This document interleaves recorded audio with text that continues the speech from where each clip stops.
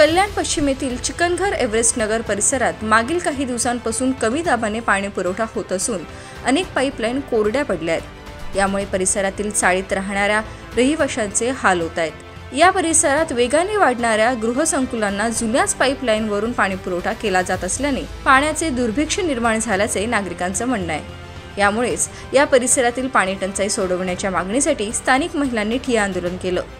यानंतर पालिकेवर मोर्चा काढण्याचा इशारा दिला। याची माहिती मिळताच पाणी पुरवठा विभागाच्या अधिकाऱ्यांनी तातडीने या परिसरातील पाहणी करत पाणी पुरवठा नियमित करण्याचं आश्वासन दिलं। आता 1 महिना होऊन आमच्याकडे पाणी येत नाही, म्हणजे 1 महिना म्हणजे म्हणे 2 महिने झाले आमच्याकडे पाणी। आता 5-6 दिवस काय पाण्याचा प्रश्नच नाही, पण माझ्याकडे तर मी तुम्हाला सांगते की 1-2 महिने म्हणजे माझ्याकडे पाणी येतच नाही। कारण की माझी वरती जाव राहते, तिला पाणी सोडायला, तिला सोडलं की मला मिळत नाही, मला सोडलं की तिला मिळत नाही।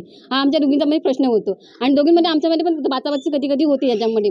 पण एक विनंती आहे की तुम्ही व्यवस्थित पाणी 2 टाइम तरी व्यवस्थित सोडा, नाही 2 तास तरी सोडा, म्हणजे वेळेवर सोडा, असं करा ना पाणी। पण हे पाणी तुम्ही सप्लाय कुठे करू नका असं, नाही तर आम्हाला मोर्चा घेऊन तुमच्या ऑफिसमध्ये आम्हाला या सगळ्या बायकांनी यावं लागेल, सगळ्या हंडा कळशी घेऊ। हे एवढंच माझी विनंती की तुम्ही व्यवस्थित पाणी सोडा 2 तास तरी। आमच्या इथे पाईपलाईनचं 3 दिवसापासून काम चालू होतं, सगळं पाईपलाईन चेक केली, पाणी सोडत नाही आहे। जर आपण घरात लहान पोरं आहेत, म्हातारी माणसं आहेत, त्यांनी काय करायचं दिवसभर पाण्यासाठी? घरात संडास असतात, पाण्याची सोय नाही, बाहेरची सोय नाही, कुठून पाणी आणणार? ना हापशी आहे, ना पाण्याची विहीर आहे, घरात नळाला पाणी येत नाही। सकाळपासून 3-3, 4-4 वेळा मोटरी चालू करून झाल्या, टिपका पाणी येत नाही, मोटरीच्या कॉइली जळाल्यात। तर काय करायचं? कुठून पाणी आणायचं? प्यायचं पाणी कुठून भरायचं? उन्हाळ्याचे दिवस आहेत, माणसं पाणी करतात घरात, ना संडासला पाणी आहे, ना प्यायला पाणी आहे, कुठून पाणी भरणार आम्ही रोज? काय झालं गेल्या कित्येक दिवसापासून म्हणजे पिण्याचं पाणी जे आहे हे एकंदरीत म्हणजे ती सवय लावायला घेतले की काय असं वाटायला लागले। म्हणजे जेणेकरून 4 दिवस पाणी आलं, 8 दिवस पाणी गायब, असं जेणेकरून पाणी हळूहळू संपूर्णपणे बंद करायचं अशा पद्धतीने कोणाचा तरी व्यूहरचना वाटते।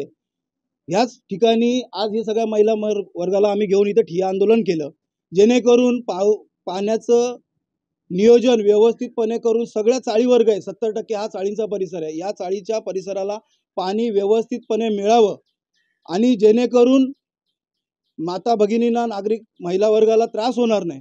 काय होतं की प्रत्येक वेळेला ह्या गुरुद्वारापासून असू द्या किंवा भगवान नगरपासून असू द्या, या ठिकाणून येणारं पाणी ह्याच्या दुतर्फा असलेल्या 3-3, 4-4 माळ्याच्या बिल्डिंगी, या बिल्डिंगी नव्याने बनवून 7-7 मजली 24-24 मजली टॉवर बनत आहेत।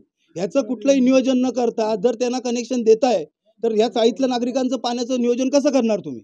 ते पहिलं नियोजन व्यवस्थित करा। लेखी आश्वासन, लेखी तोंडी सांगणं साईडला राहू द्या, लेखी त्यांच्याकडे आपण मागणी केलेली की याबाबत कसं नियोजन करताय ते व्यवस्थितपणे जोपर्यंत तुम्ही क्लिअर करत नाही त्याशिवाय ते कनेक्शन मंजूर करू नका।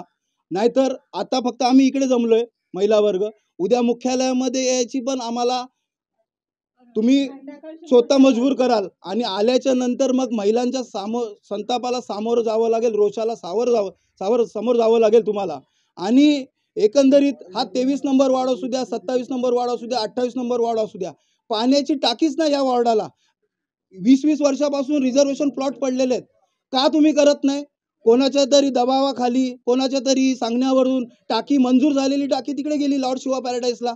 म्हणजे जेणेकरून हा चाळींचा परिसर तुम्हाला डेव्हलपला घ्यायचा आहे, हा माझा एकदम समोरासमोर तुम्हाला म्हणजे एकदम विरोध आहे की हा करायचं आहे। म्हणूनच हे सगळं पाण्याचा खेळखंडोबा चालू केलेला आहे, जेणेकरून इथले नागरिक कंटाळावे, गावाला निघून जावे। इथल्या मेंटेनन्स परवडणार आहे का चाळीतल्या लोकांना? तुम्ही टॉवर बनवणार 24 माळ्याचे 20 माळ्याचे, या चाळीचा मेंटेनन्स परवडणार का? हे चाळीतले लोक उद्या गावाला निघून जातील। चॉकलेट देण्याचं काम चालू आहे, पाणी पुरवठा व्यवस्थित सुरळीत सुरू करा, अन्यथा आम्हाला महापालिकेत घुसायला मजबूर करू नका। आता हे स्वतः पाहणी करायला आले, त्यांनी समस्या जाणून घेतल्या आणि त्यांच्याकडून आम्हाला अपेक्षा आहे एक सकारात्मक भूमिका त्यांनी मांडली आणि आम्हाला त्यांच्यावरती विश्वास आहे की ते ह्याच्यातून मार्ग काढतील आणि त्या ह्याच्याने आम्ही आत्ताच हे आंदोलन इथे स्थगित केलंय। पण या 4 दिवसामध्ये 8 दिवसामध्ये पाण्याचं एकदम कायमस्वरूपी मार्ग जर निघालेला नाही आणि नवीन कनेक्शनच्या बाबतीत ठोस निर्णय नियोजन केलेलं नाहीत तर मग शेवटी मुख्यालयामध्ये जावं लागेल।